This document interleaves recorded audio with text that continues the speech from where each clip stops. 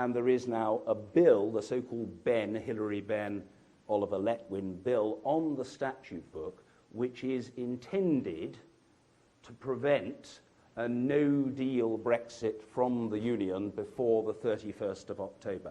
Whether that bill's the right bill or not is a matter of opinion. Whether we leave the European Union or not is a matter of opinion. Whether we leave the European Union or not with a deal or without a deal is a matter of opinion.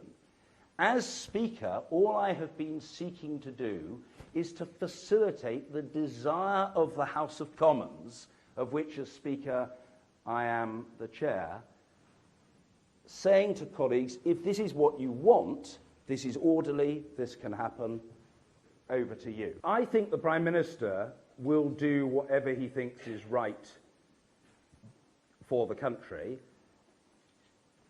and will make a calculation also about his best chance of support, as any politician would do. If you're asking me, do I think that there is any reason to suppose that that calculation will have been changed by the fact of documents disclosed, I'm not aware of that. I think he will just make a fair-minded judgment in his own terms, knowing what his colleagues think, knowing what Parliament thinks, as to what he should do. As to whether Parliament, is more likely to take a different view than it's already taken, it's very difficult to predict. In terms of the future, I stand by, I'm sorry if it's a bit prosaic and unimaginative from your point of view, but I stand by this proposition. There are three ways to proceed in relation to Brexit. Leave with a deal, leave by resolution of Parliament with no deal, or put the matter back into the melting pot.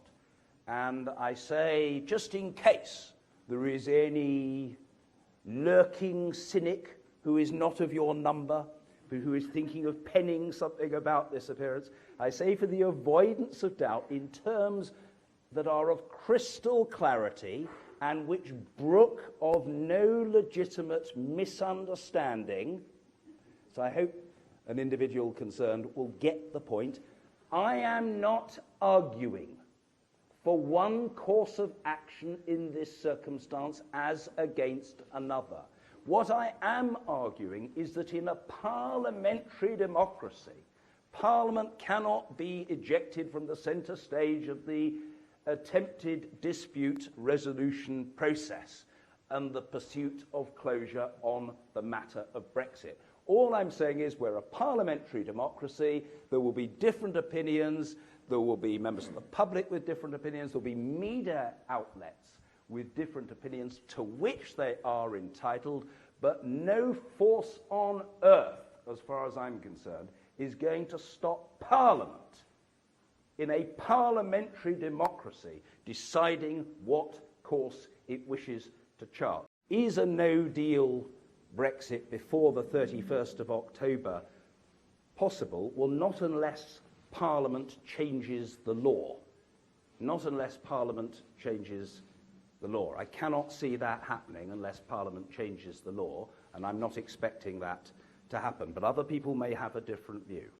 It's for you to judge whether you think on the whole Brexit is a good thing or a bad thing. What I feel is that Brexit has ultimately to be in the hands of and determined by the representative democratic bodies of the United Kingdom. That is to say, the House of Commons and the House of Lords, which are our legislature.